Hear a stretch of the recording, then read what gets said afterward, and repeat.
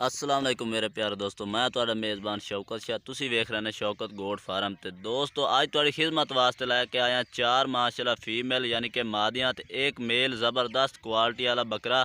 तो माशाल्लाह ज़बरदस्त जानवर है। वीडियो एंड तक वेखनी है। इंशाल्लाह तुहानू एक तो एक वधिया जानवर चेक करावांगे तो बिल्कुल मुनासिब कीमत होसी।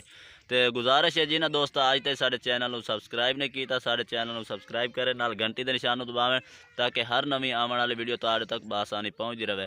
तो दोस्तों हुण शुरुआत करने पहला मादिया चेक करावांगे तो फिर तुहानू एक ब्रीडर भी चेक करावांगे। ज़बरदस्त क्वालिटी वाले जानवर आए हैं तो बिल्कुल मुनासिब कीमत है। तुहानू एक एक करके जानवर चेक करा देने। तो पहले नंबर ते माशाल्लाह नागरा प्रिंट दे विच माशाल्लाह ज़बरदस्त क्वालिटी वाली पट्ठ चेक कर सकते हैं। पूछ भी लंबी ज़बरदस्त खड़ाई वाली पट्ठ है। तकरीबन सारे जानवरों की उम्र है 6-6 महीने एज है। तो माशाल्लाह नकौड़े वाली पट्ठ है, ये चेक कर सकते। कन्ना की लेंथ भी ज़बरदस्त है, ज़बरदस्त जालर जूलर वाली पट्ठ है माशाल्लाह ज़बरदस्त क्वालिटी वाली। पहले नंबर तो ये आ गई। दूसरा इन छड़ दे टोर फेर के जानवर तुम चेक करे सो ज़बरदस्त क्वालिटी वाले ने, ये चेक। ते दूसरे नंबर ते माशाल्लाह प्योर मक्खी चीनी लाल चीनी पट्ठ है। तो सिंगा तो भी बगैर मोनी पट्ठ है। यदी भी 6 तो 7 महीने यदी एज है। तो ज़बरदस्त मोटे पैरों च चंगी पट्ठ बनने वाली तैयार होने वाली पट्ठ है। तो इन्हों का रेट तुहानू कट्ठा जानवरों का लाट का भी दसांगे। तो कोई अलग अलग लवना चाहे तो अलग भी सेल कर दे। सो चल बिछाड़ दे मोनी पट्ठ प्योर माशाल्लाह चीज़ कद काठ करने वाली है। लंबी पूंछ के विच चेक कर सकते हैं, ज़बरदस्त क्वालिटी वाली है। ते तीसरे नंबर ते माशाल्लाह आ गई बीतल दे विच अबलख डब्बी। ते माशाल्लाह लंबाई ज़बरदस्त क्वालिटी वाली पूछ भी चेक कर सकते हैं। लंबी ज़बरदस्त वेल दे विच सफ़ेद अख दे विच बेहतरीन बीतल साहिवाल दी नस्ल दी ज़बरदस्त क्वालिटी वाली है। कन्नन छड़ भाई तो कन्ना दी लेंथ भी चेक करो ज़बरदस्त है। तो इनू भी तुहानू टोर फेर के चेक करा देना। चल भाई ज़बरदस्त माशाल्लाह जानवर ने।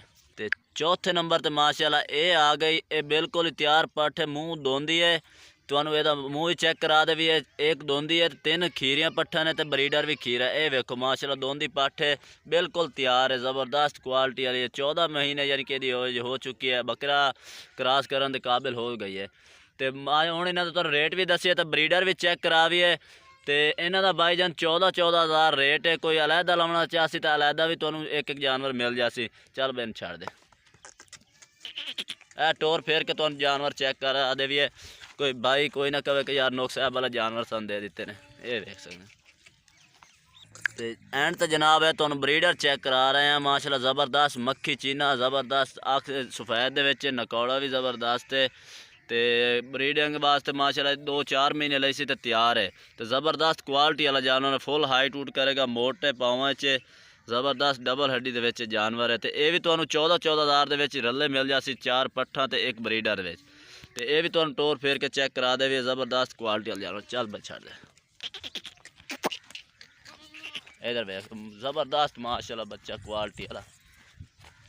ये भी तुहानू इसे रेट मिलता है। वीडियो अच्छी लगे भाई लाइक शेयर ज़रूर करना। फिर मिलेंगे एक नई वीडियो के साथ, तब तक के लिए इजाज़त चाहता हूँ। अल्लाह हाफिज़।